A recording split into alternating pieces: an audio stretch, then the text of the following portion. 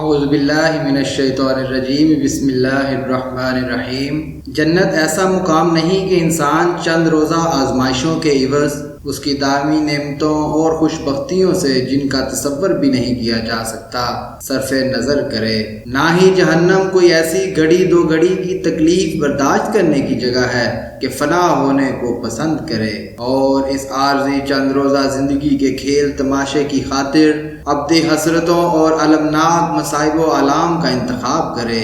دو احادیث مبارکہ آپ کے سامنے اس ضمن میں پیش کرنا چاہتا ہوں۔ حضرت انس رضی اللہ تعالی عنہ سے روایت ہے کہ حضور نبی اکرم صلی اللہ علیہ وآلہ وسلم نے ارشاد فرمایا، جنت ناپسندیدہ باتوں سے اور جہنم خواہشات سے گھیری گئی ہے۔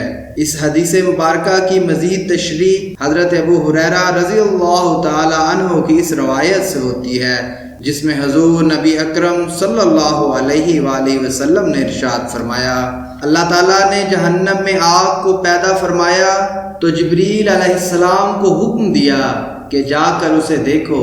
انہوں نے دیکھا تو عرض کیا، یا اللہ تیری عزت کی قسم، جو اس کے بارے میں سنے گا وہ اس میں نہیں جائے گا۔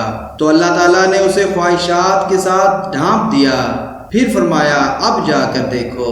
انہوں نے دیکھنے کے بعد عرض کیا، یا اللہ تیری عزت کی قسم، ڈر ہے کہ اس میں داخل ہونے کے لیے کوئی بھی پیچھے نہیں رہے گا۔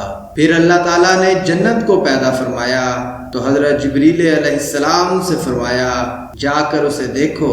انہوں نے دیکھا تو عرض کیا، یا اللہ تیری عزت کی قسم، جو بھی اس کے بارے میں سنے گا اس میں داخل ہوگا۔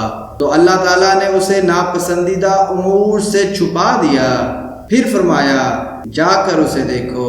انہوں نے دیکھنے کے بعد عرض کیا، یا اللہ مجھے ڈر ہے کہ اس میں کوئی داخل نہیں ہوگا۔